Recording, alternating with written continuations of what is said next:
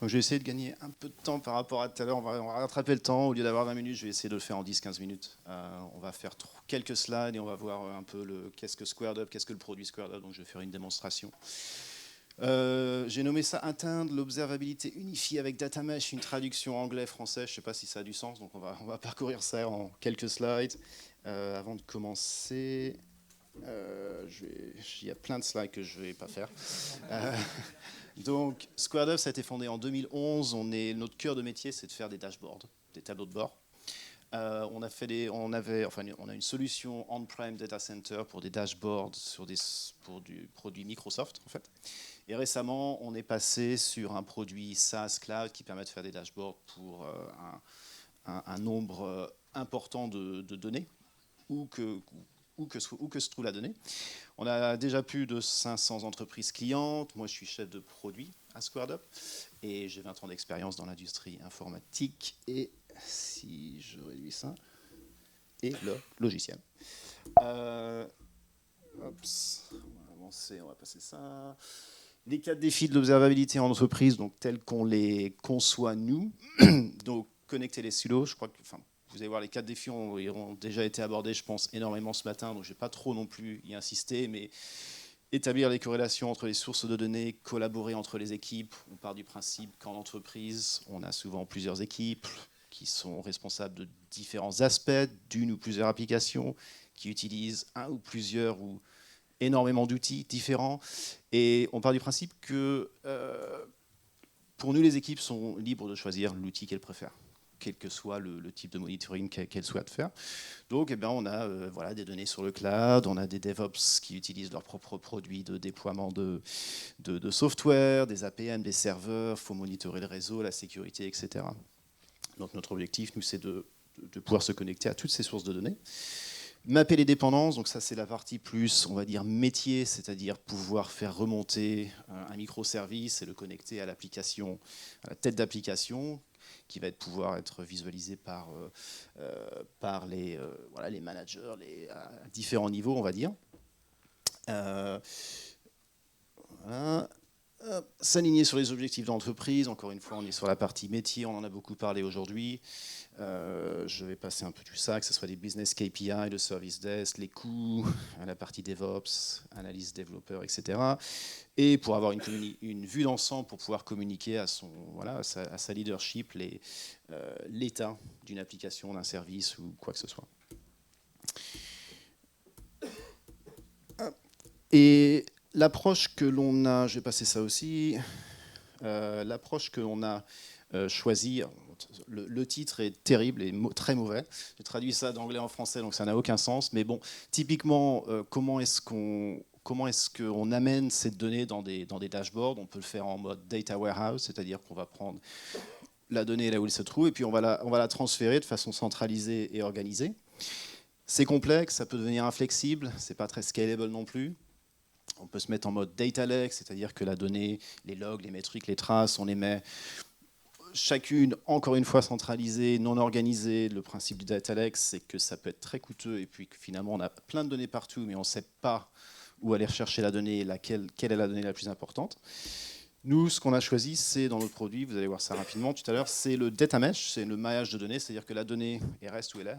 Et nous, ce qu'on va faire, c'est se connecter à l'outil, indexer les assets qu'on va trouver, les serveurs, les fonctions, le réseau, les switches, les applications et ce que je ne sais.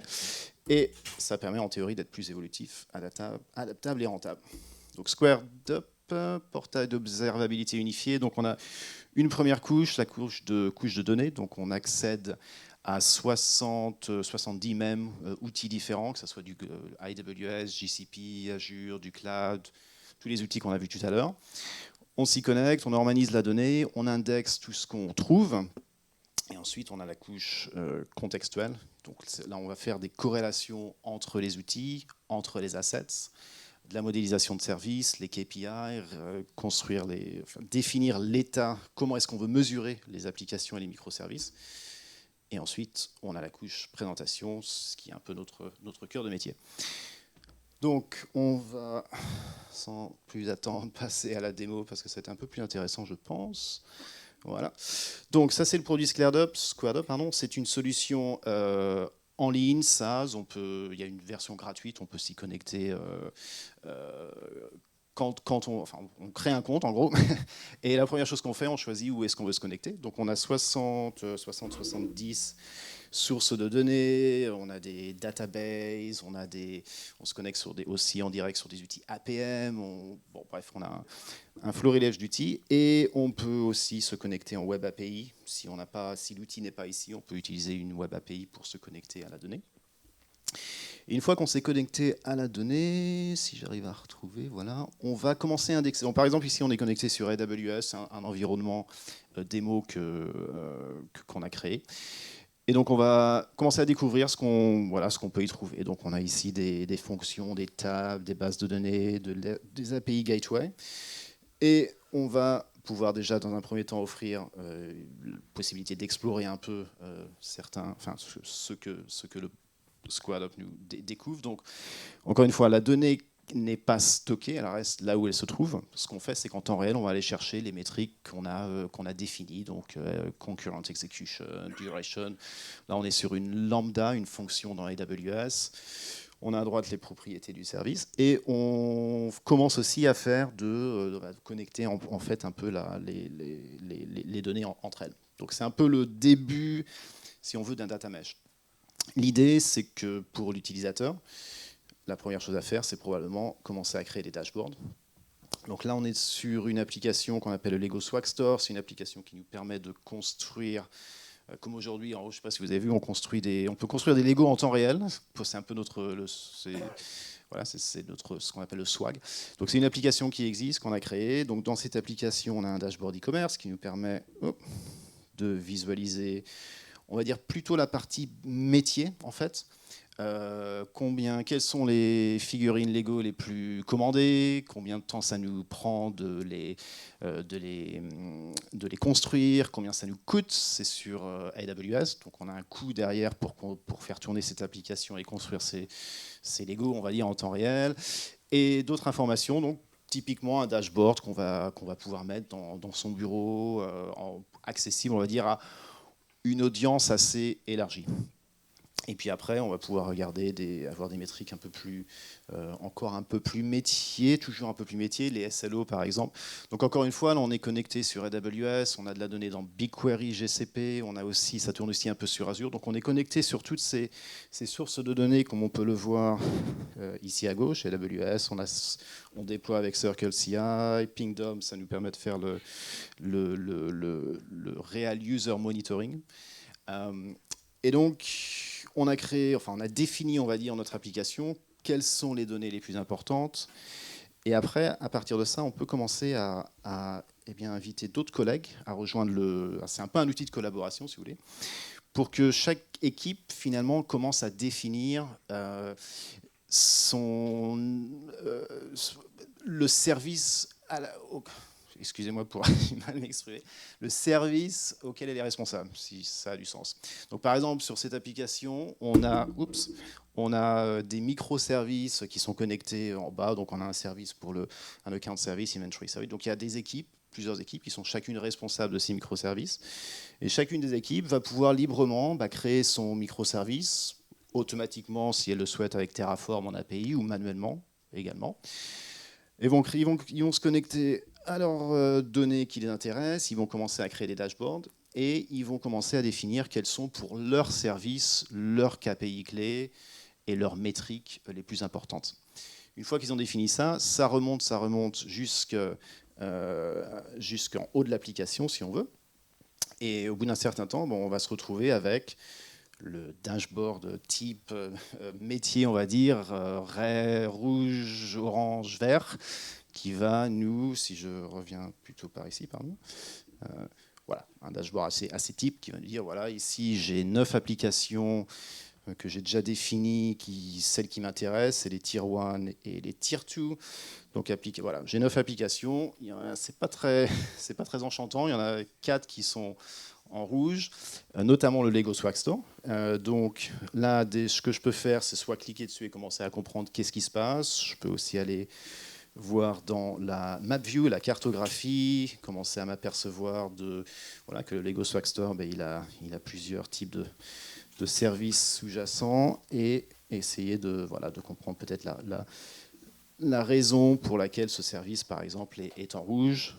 Ici, ça nous dit qu'on a une SLO qui est en rouge, la duration, c'est probablement la pipeline, et ensuite on va avoir un autre dashboard, encore une fois, qui a été défini par l'équipe qui s'occupe de ce service, qui a dit que voilà, ce qui nous importe, nous, c'est que la latency du gate item, c'est une requête sur une base de données, elle doit être à un niveau en deçà de ce qu'ils ont défini, et en l'occurrence ici, on a un petit souci.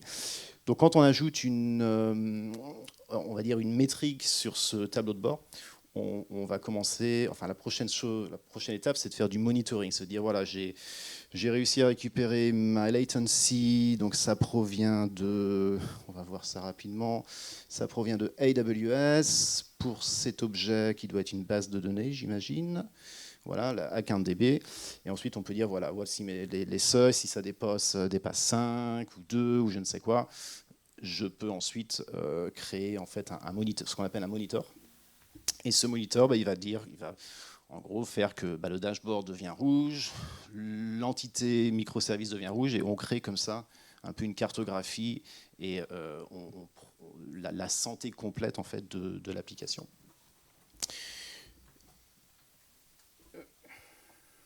Je vais me dépêcher. Et la dernière chose que je voulais vous montrer, c'est qu'on a, et bien évidemment aussi, si on parlait personne avant parlait des alertings. Alerting, c'est assez compliqué parce qu'il faut le tuner, on va dire. On offre cette fonctionnalité alerting dans SquareUp. Donc on peut envoyer quand, par exemple, la get item latency, si elle a été bien définie, qu'on est confiant qu'elle va lui donner une alerte rouge quand c'est vraiment rouge, on peut ensuite décider d'envoyer ça sur Slack, sur PagerDuty, ou ce qu'on veut.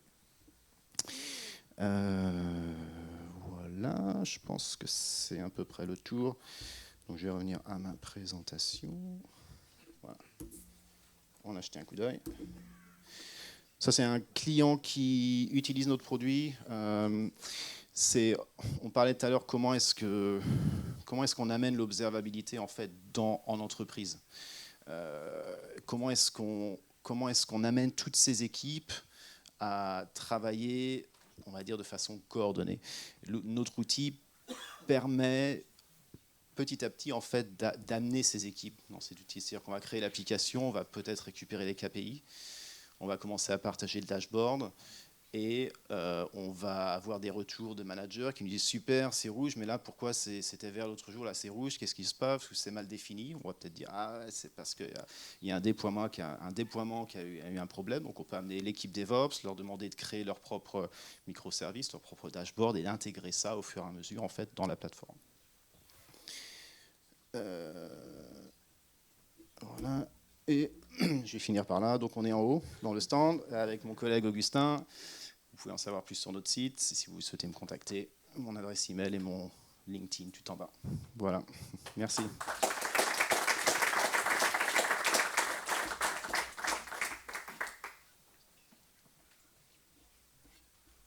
Vous avez des questions? Ok. Ouais, une question. Lors de la démo, vous parliez de pouvoir customiser l'alerting sur les différents indicateurs, mais est-ce que vous avez des règles en fait, d'apprentissage sur des comportements ou sur une baseline de métriques qui pourraient en fait dire, en cas de dépassement déclencher de l'alerte automatique sur des déviances de comportement? Alors, il y a deux choses. On peut le faire manuellement ou on peut le faire de façon plus automatique, anomaly detection ou forecasting. Ça, on ne le fait pas encore.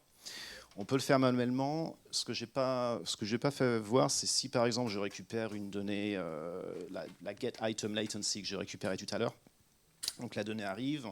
On a défini un seuil relativement simple. Si on veut définir ça de façon un peu plus pointue, on peut utiliser dans le produit des requêtes, une manipulation SQL, en fait, de prendre la donnée et dire OK, oui, quand j'en ai plus que 5, mais il faut que ça soit aussi, je peux faire des calculs sur la donnée en fait pour fine-tuner en fait l'alerte. Parfois, on peut se dire, si on est vraiment arrivé à ce niveau-là où on a une SLO qui nous permet de lui dire, voilà, on sait que si c'est à 51%, c'est que ça va mal parce qu'on a pris 3 métriques, qu'on a regroupées ensemble et on sait la diviser, la calculer, faire une manipulation, ça nous donne toujours une règle simple qui nous dit si ça dépasse. Ça, on peut le faire aussi, c'est regrouper des métriques ensemble et faire un calcul par-dessus.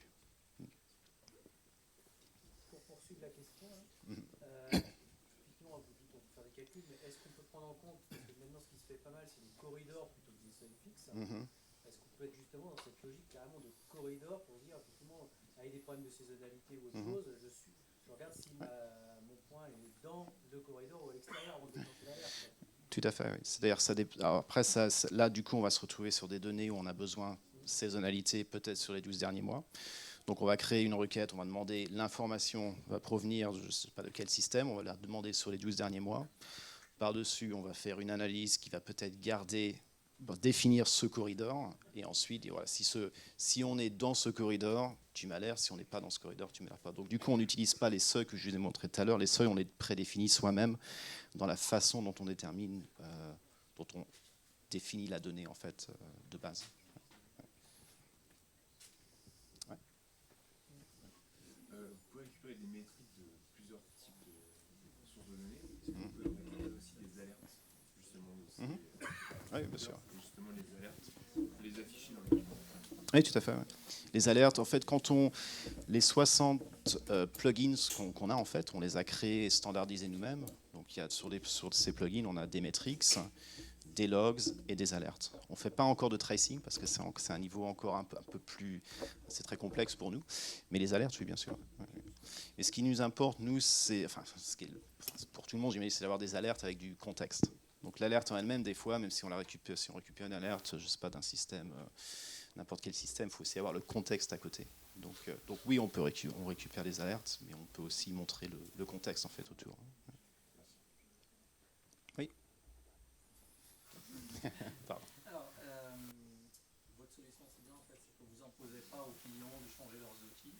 Backend, on garde notre backend. D'ailleurs, on ne fait même pas de stockage au niveau de votre solution. Mais avec ça, on peut être confronté à deux problématiques. Un, temps de réponse pour afficher les données pour les utilisateurs. Et ça, effectivement, surtout quand on va vers des données qui sont historiques, qui datent de plusieurs jours, voire des mois.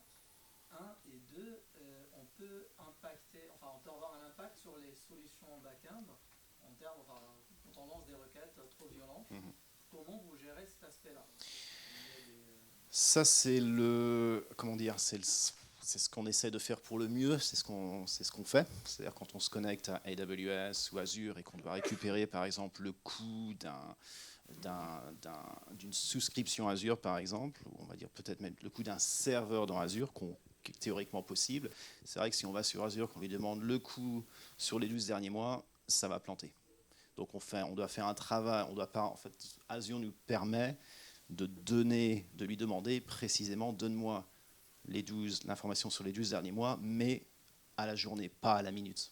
Sinon, ça exploserait. Donc ça, c'est le travail qu'on fait. C'est-à-dire quand tu configures la métrique que tu souhaites avoir, tu vas aussi nous donner le temps la time frame, si tu veux, sur les 5 dernières minutes, sur les 12 derniers mois, sur les 3 derniers mois. Et en fonction de ça, nous, on va faire du mieux possible pour pouvoir demander la donnée avec un sampling qui soit approprié, en fait. Je ne dis pas que c'est parfait dans tous les cas. Il y a des outils comme Jira, par exemple, où tu vas aller sur Jira, tu vas lui dire « Je voudrais tous les bugs des 12 derniers mois de priorité 1 qui sont encore ouverts ». Là, effectivement, on sait le faire, mais il y a des cas de figure où si ton environnement il a 100 000 tickets Jira et qu'on doit tout parcourir, effectivement, on ne peut pas le faire comme ça. Donc, on est obligé de faire du pre-processing. Donc, quand on peut le faire, on le fait. Mais c'est effectivement, c'est pas non plus un outil d'analyse en temps réel. Il faut se dire les choses comme elles sont. C'est un outil de reporting, de dashboarding, qui va permettre au business, au métier, d'avoir une vue d'ensemble, mais qui ne va pas forcément permettre à un ingénieur qui est en train de faire un diagnostic avec des millions de traces de faire des requêtes dans tous les sens. Il peut le faire, ou elle peut le faire, mais il y a aussi des limites. Le problème aujourd'hui, c'est que les business pour lesquels on veut offrir des rapports, aujourd'hui, d'accord, mais des reportings en temps réel aussi. Mhm. Ils veulent savoir, voir ce qui se passe au niveau Mhm. du réseau, au niveau de l'application et tout, Ouais. mais en temps réel. Mhm. Aujourd'hui, je pense qu'on commence à confondre entre un reporting et observabilité Mhm. en temps réel. Donc, Ouais. Ouais. le problème, c'est qu'avec les métiers, il faut, il y a eu une présentation tout à l'heure pour parler de comment convaincre les métiers à adhérer à nos solutions. Bien sûr. Mais le problème, ça reste ça en fait. Quand on veut vendre cet outil de supervision, derrière les gens, pour eux, c'est du temps réel. Quoi.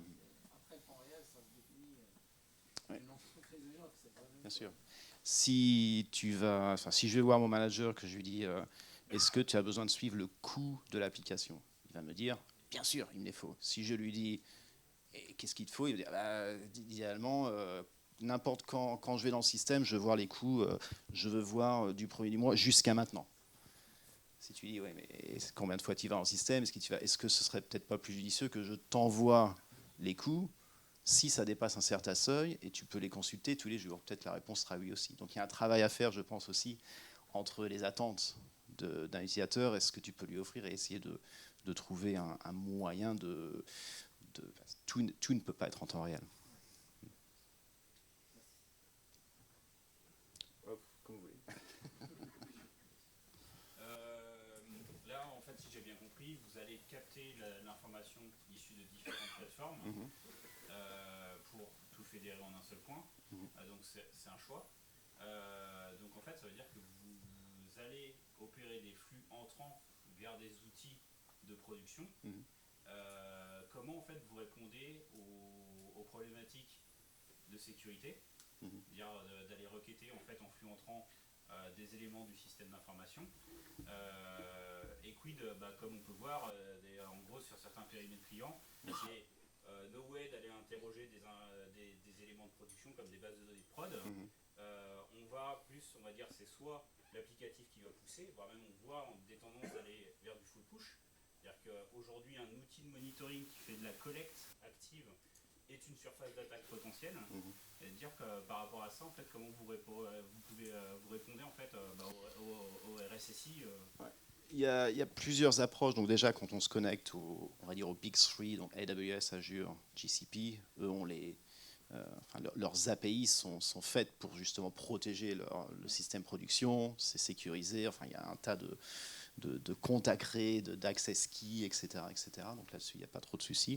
On a eu les cas de figure où on avait un client qui souhaitait se connecter à Jenkins, et notre plugin Jenkins ne permettait de se connecter qu'en public, en direct. Et donc, eux avaient Jenkins on-prem, donc on passe qu'on appelle on a un agent qu'on installe sur Linux, Windows chez soi, et en fait la connexion est encryptée entre notre solution SaaS et là où se trouve la donnée. Donc elle passe finalement, leur API n'est pas publique. Donc ça, c'était un choix de leur côté. Dire, on n'a aucune API publique dans laquelle on expose nos données qui pourraient être des données importantes, en gros.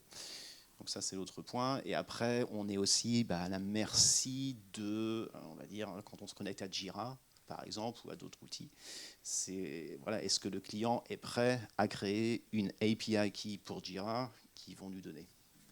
Dans la plupart des cas, oui, mais il y a des clients, typiquement dans la finance, dans les banques, qui peuvent même pas utiliser d'application cloud de toute façon. Tout est on-prem. Donc notre solution, elle ne fonctionne pas pour eux. Donc il y a un appétit vis-à-vis du risque que chaque entreprise est prête à prendre. En fait. Oui, allez-y. C'est la suite de la question précédente. À l'inverse du temps réel, le reporting, comment vous gérez sur des durées un peu longues, à partir du moment où vous ne stockez pas? Il y a des systèmes qui ont une durée de rétention assez courte. Si je prends un Prometheus, c'est assez verbeux. Et le choix, justement, c'est de ne pas faire un data lake et de laisser s'évaporer la donnée. Mais si vous ne la stockez plus, elle est plus utilisable. Après, typiquement, encore une fois, ça va être au client de décider combien il souhaite dépenser pour payer pour le coût de stockage en temps réel, et ensuite comment est-ce qu'il souhaite dépenser moins pour faire du stockage, je ne sais plus comment on appelle ça, agrégé, et stocker moins d'informations, mais l'information clé dans un autre système, une base de données, un disque dur en ligne qui coûte beaucoup moins cher au stockage. Après, nous, on peut aller rechercher on peut aller chercher l'information là où elle se trouve en fait. Et ça, c'est plus la définition se fait chez le client en fait. Dans chacun de vos cas clients, c'est un projet d'équilibre à trouver. Oui. Après, nous, on sait se connecter on peut se connecter sur la donnée qui est dans Prometheus, c'est celle qui a été agrégée, stockée sur le long terme dans une base de données SQL, se connecter sur les deux à la fois, et après faire du reporting comme ça. D'autres questions? Je vais rebondir alors de niveau 2 là, sur la question. Est-ce que, effectivement, on parle beaucoup de monitoring, supervision, temps réel, machin, mais souvent on essaie de revenir, je sais pas, 15 jours en arrière pour essayer de comprendre ce qui s'est passé à une situation donnée. Est-ce que votre solution permet d'avoir cette vision effectivement d'analyse à froid d'un événement ou pas? Oui et non, ça dépend de... Alors on peut paramétrer, si on a un dashboard par exemple, un clé qui nous donne l'état d'un service à la journée par exemple, on peut envoyer ce dashboard, c'est pas la donnée en elle, c'est le dashboard qu'on peut stocker. Donc on peut l'envoyer sur Slack tous les jours. Donc on peut avoir un historique comme ça, c'est pas top, mais ça peut fonctionner dans certains cas. Sinon après on est à la merci effectivement du stockage fait par le fournisseur de la donnée.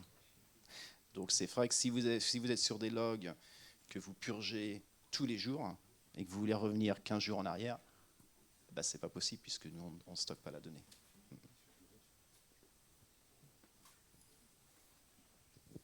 C'est bon? Bah, merci beaucoup à Vincent. Applaudissez-le. Merci. Toi, il faut prendre l'onglet, quoi. Ah ouais, ça, t'as raison. Je vais bien sûr.